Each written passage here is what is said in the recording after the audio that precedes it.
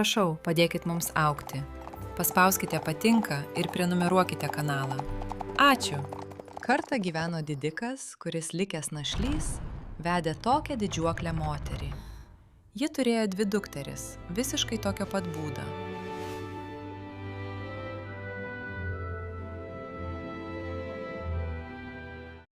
Vos vestuvės spėjo baigtis, pamotė užkrovė jai pačius prasčiausius namų darbus.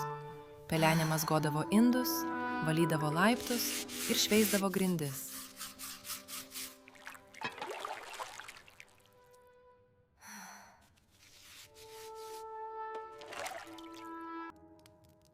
Darbą pabaigusi, ji glausdavosi į židinio kampą ir sėsdavosi ant pelenų. Dėl to ją namuose visi vadino Pelene. Kartą karaliaus sūnus kėlė didelę puotą ir kvietė visus ponus. Panelės buvo pakviestos. Jos puošėsi, norėdamos atrodyti geriausiai iš visų. Pelenė joms patarinėjo taip gerai, kaip niekas kitas, ir net pasisiūlė šukuoti. Gal ir tu norėtumei eiti į puotą? Klausė seserys, bet tik tyčiojosi. Pagaliau laimingoji diena atėjo.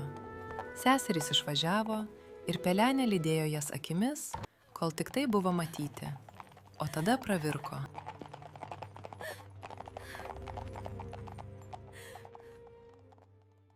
Jos krikšto mama, Fėja, radusi ją verkiant, klausė, kas yra. Aš norėčiau eiti į puotą, atsakė Pelenė dūsaudama. Gerai, tarė Fėja. Eik į daržą ir atnešk man arbūzą. Pelenė tuoj nuskynė patį gražiausią ir atnešė. Fėja išgremžė vidų, palingavo savo lazdele ir arbūzo luobas tuoj pasidarė gražiausia karieta, visa auksų žvilganti. Paskui Fėja liepė jai pažiūrėti į gepelėgaudžius ir rado tenai 6 peles. Liepė Peleniai trupučiuką pradaryti dangtelį. Kiekvienai peliai jis sudavė lazdele ir pelės išvirto gražiausiais arkliais.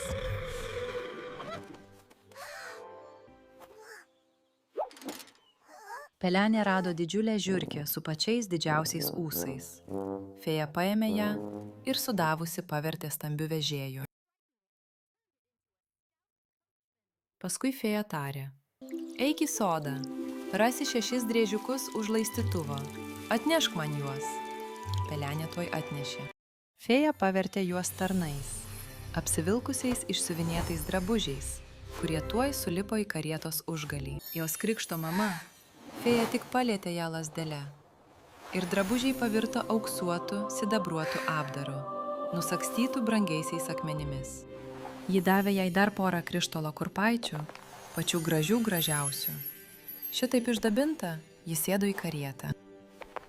Jai prisakė, kad neužsibūtum ilgiau, kaip lik pusiaunakčio. Jei užtruksi, viskas atvirs atgal į tai, kas buvo. Karaliaus sūnus išlėkė jos pasitikti. Jis padavė jai ranką išlipant iš karietos ir įsivedė ją į salę. Visi nuščiuvo šnibždėdami. O, kokia ji graži. Princas ją pasodino pačioje garbingiausioje vietoje, o paskiau išvedė šokti. Ji taip dailiai šoko, jog visi dar labiau ją grožėjosi. Ji sėdėjo šalia seserų ir buvo joms mandagi. Ji su jomis dalijosi apelsinais, kurių princas jai dovanojo.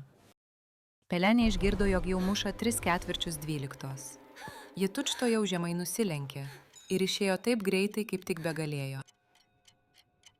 Rytojaus dieną Pelenė vėl buvo puotoje, tik dar labiau išsidabinusi. Karalaitės visą laiką buvo prie jos. Jaunoji panelė nenuobodžiavo ir pamiršo, ką jai krikšto mama buvo prisakiusi. Kai išgirdo pradedant mušti 12, jai atrodė, kad dar tik 11. Ji pašoko ir išlėkė taip greit, taip vikriai, kaip stirna.